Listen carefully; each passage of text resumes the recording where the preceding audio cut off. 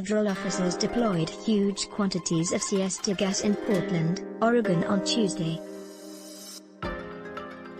John Rudolph/Getty Images. President Donald Trump said he had tens of thousands of federal agents available to police major U.S. cities, citing the fantastic job he said they'd been doing in Portland, Oregon. "I view this as one of, if not the most alarming thing this administration has done," Barry Friedman, a law professor who is the faculty director of New York University's Policing Project, told Business Insider. "It's alarming because it is placing what are effectively federal troops in a municipal policing capacity in violation of the constitutional laws of the United States," he continued. Visit Business Insider's homepage for more stories.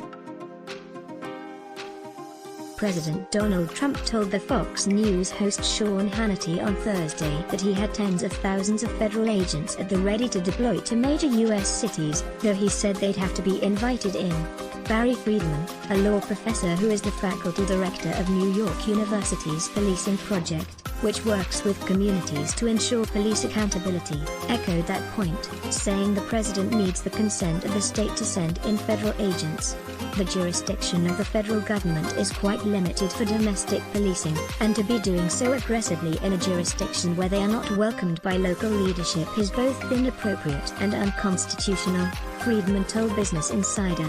"I view this as one of, if not the most alarming thing this administration has done," he continued. "It's alarming because it is placing what are effectively federal troops in a municipal policing capacity in violation of the constitutional laws of the United States." Federal law enforcement officers are already present in Portland, Oregon, and Trump announced Wednesday that he planned to deploy a surge of agents from the Department of Homeland Security to other U.S. cities, including Chicago and Albuquerque, New Mexico, as part of a plan called Operation Legend. Citing the events in Portland, however, where federal officers in camouflage have been compared to an occupying military force, state governors and mayors of major U.S. cities have spoken out in anticipation of the agents' arrival.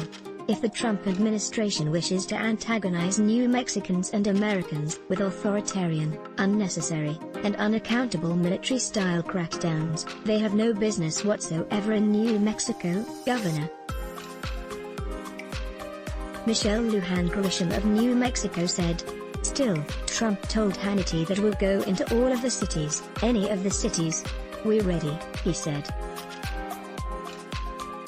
"We'll put in 50,000, 60,000 people that really know what they're doing. They're strong.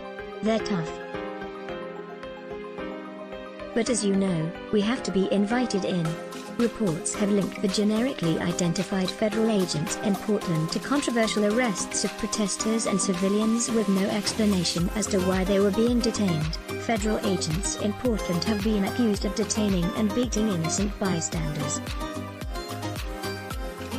Reuters. Oregon lawmakers have pushed back against the presence of federal forces policing the city, and the Oregon Attorney General and the American Civil Liberties Union filed lawsuits accusing the federal government of violating protesters' rights while policing the city. Without a specific invitation from the state or city, the Trump administration has grounded the legal justification of federal law enforcement in Oregon as protecting federal property, which is within their power.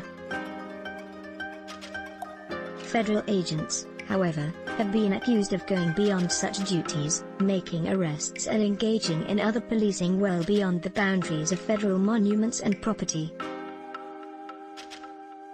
Christina Rodriguez, a Yale Law School professor specializing in constitutional and administrative law, said it was highly atypical for federal law enforcement to enter a city or a state where they haven't been invited by the governor or the mayor, especially if there hadn't been a clear breakdown in the state's authority or ability to handle whatever might be happening.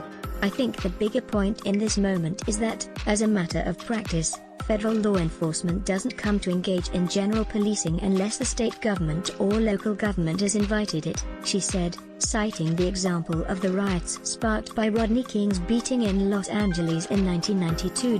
The National Guard and federal agents were mobilized at the behest of then-Gov. Pete Wilson and then-Mayor Tom Bradley amid civil disturbances, citywide riots, and violence. There's definitely a breach of ordinary practice from what it seems, watching from afar, Rodriguez said of the escalating situation in Portland. Similar to the legal situation behind the Los Angeles riots, Mayor Lori Lightfoot of Chicago announced that federal troops would be arriving to try to help the city stem its spiking gun violence. She said the agents would not be engaging with protesters. Unlike what happened in Portland, what we will receive is resources that are going to plug into the existing federal agencies that we work with on a regular basis to help manage and suppress violent crime in our city, Lightfoot said, according to a report by the local outlet WLS. I don't put anything past this administration, which is why we will continue to be diligent and why we will continue to be ready, Lightfoot said, according to the Chicago Tribune. If we need to stop them and use the courts to do so, we are ready to do that. Lawrence Tribe, a law professor at Harvard Law School, excoriated the motives behind what he described as the deliberately vague terms behind deploying federal agents to major U.S. cities. In an email to Business Insider, Tribe wrote that the situation would have been utterly unthinkable to those who fought a bloody revolution and founded a republic to preserve the blessings of liberty, to those who gave the last full measure of devotion to preserve the Union, or to those who sacrificed their lives in 2 world wars to keep authoritarian regimes from our shores.